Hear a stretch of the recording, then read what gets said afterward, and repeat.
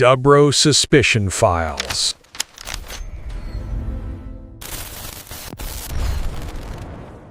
For decades, the murder of JonBenét Ramsey has been talked about as this classic whodunit, right?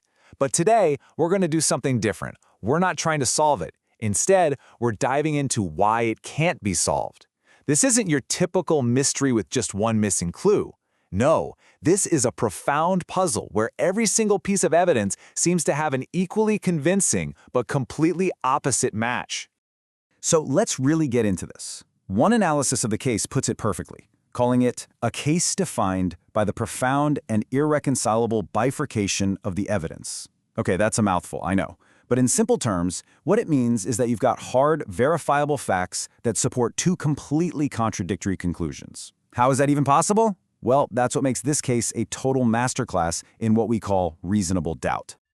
So on one side, you've got the intruder theory. This one is backed by what feels like the ultimate smoking gun of modern forensics, unknown DNA found on her body. But then, on the other side, you have the family involvement theory. And this one is supported by just a mountain of bizarre circumstantial evidence that really points to a staged crime scene. The thing is, these two theories cannot both be true, and yet the evidence for each is incredibly compelling. All right, so to really get our heads around this stalemate, we're just going to follow the evidence. Here's what we're looking at today. We're going to start with the timeline paradox. Then, we'll get into that totally bizarre Hollywood-style ransom note. After that, we'll look at the conflicting story JonBenét's body tells, and the unseen suspect that was revealed by DMA. And we'll finish up by uncovering a huge secret the justice system kept hidden for more than a decade. Okay, let's start with the first big piece of the puzzle that points towards family involvement, the timeline. It sounds crazy, but it really all comes down to a simple bowl of pineapple, and how that one detail pretty much shatters the official story of what went down that night. So here's the official account from John and Patsy Ramsey. They said the night was pretty straightforward. They got home from a Christmas party, carried a sleeping JonBenét straight to her bed, and everyone was asleep by 10:30 p.m. See, this version of events creates this really clean, multi-hour window for an intruder to get into the house, do the unthinkable, and get out, all while everyone was supposedly asleep. But there's a huge problem with that neat little timeline. Because while the parents were telling one story, forensic science was about to tell a completely different one. And it all came from the autopsy.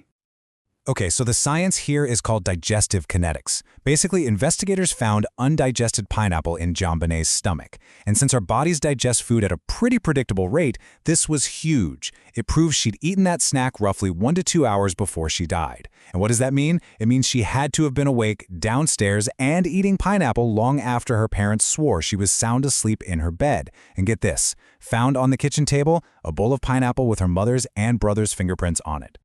And that timeline contradiction leads us right to what might be the single most bizarre piece of evidence in this entire case, the ransom note. You know, for a lot of investigators, this thing wasn't just a note. It was more like a script for a crime that never even happened. I mean, just think about it from an intruder's point of view for a second. Would you really break into a house knowing the family is asleep right upstairs, and then what? Sit down and spend more than 20 minutes calmly writing a 3-page letter, using a pen and a notepad that you just happened to find inside the house? It's just incredibly risky. And then there was a practice draft found on the same pad.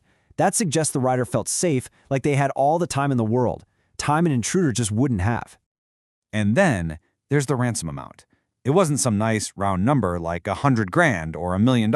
Nope, it was exactly $118,000.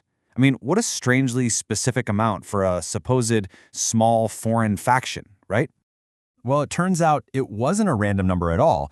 It was an almost perfect match for the Christmas bonus John Ramsey had just gotten. And that detail, it points overwhelmingly to someone who knew the family's finances intimately. An intruder would have to guess. This author, they knew. And if all that wasn't weird enough, the note itself just feels off. It reads less like a real threat and more like a collage of movie quotes. Seriously, phrases seem to be lifted straight out of popular thrillers from that time. It's almost like the writer was performing the role of a kidnapper they'd seen in Hollywood movies, instead of acting like an actual criminal. Okay, so the circumstantial evidence pointing to the family seems pretty strong, right? But now we've got to pivot, because the physical evidence, the stuff found right on JonBenét's body, tells a very different and just as compelling story. a story that points directly away from the Ramseys. First up, there were these two mysterious marks on her body. One of the lead investigators was absolutely convinced they were stun gun burns from a specific type of taser, the weapon of an intruder. But then, other forensic pathologists looked at the same marks and said no way. They argued they weren't burns at all and that they perfectly matched the connectors on a toy train track found down in the basement. That suggests a completely different, totally domestic scenario. Two marks, two opposite explanations. And you see the exact same kind of conflict with a supposed point of entry. People who believe in the intruder theory will point to an open basement window. There's a suitcase placed just so underneath it like a step, and a scuff mark on the wall. Looks like a clear entry point. But then the critics point to an undisturbed spiderweb sitting right in the corner of that same window. I mean, could a full-grown adult really squeeze through there without breaking that web? And all of this brings us to what is, without a doubt, the single most powerful piece of evidence in this entire case. It's the one thing that science can 100% verify, but still can't explain. I'm talking about the DNA of an unknown man.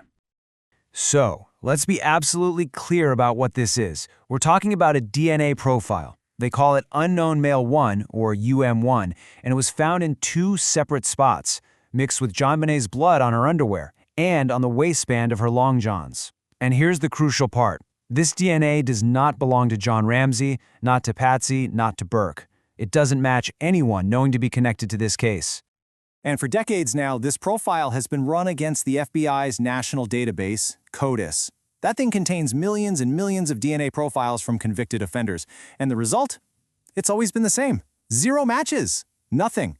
The person this DNA belongs to is, to this day, a complete ghost to law enforcement. So just to recap, you've got a staged scene that points straight at the parents, and then you have unknown DNA that points to a total stranger. Faced with this impossible contradiction, what did the justice system do? Well, for years, the answer to that question was a very closely guarded secret. So back in 1998, a grand jury was put together to try and answer that exact question. For over a year, they heard everything we've been talking about: the pineapple, the note, the DNA. And after weighing every single contradictory piece of evidence, they came to a conclusion. But then, in a move that is just truly astonishing, their final decision was sealed. It was kept secret. For 14 years, the public, the media, even a lot of the investigators, nobody had any idea what that grand jury had actually decided. So when those documents were finally unsealed in 2013, the truth was pretty shocking. The grand jury had voted to indict John and Patsy Ramsey. But here's the twist. It wasn't for murder. They charged them with child abuse resulting in death, which basically means they believed the parents put JonBenét in a situation that led to her dying. And they also charged them with being an accessory to a crime for helping a killer cover the whole thing up. And this is where we get the final, absolutely frustrating twist in the story. The district attorney at the time, a man named Alex Hunter, refused to sign the indictments. He just didn't think he could win. He believed that even with the jury's decision, he couldn't prove the case beyond a reasonable doubt at a trial. Why? Because that unknown DNA was simply too powerful of a defense for the Ramseys. And just like that, the case never went to court. So where does that leave us? Well, it leaves us with two sets of facts that are both in their own way true, and yet they just cannot coexist. A staged crime scene, but unknown DNA. A secret indictment, but no trial. You see, the JonBenét Ramsey case isn't just an unsolved murder. It's a profound question about the nature of evidence itself. And it forces us to ask a really tough question. In a case where you have two sets of facts, can the truth ever really be whole?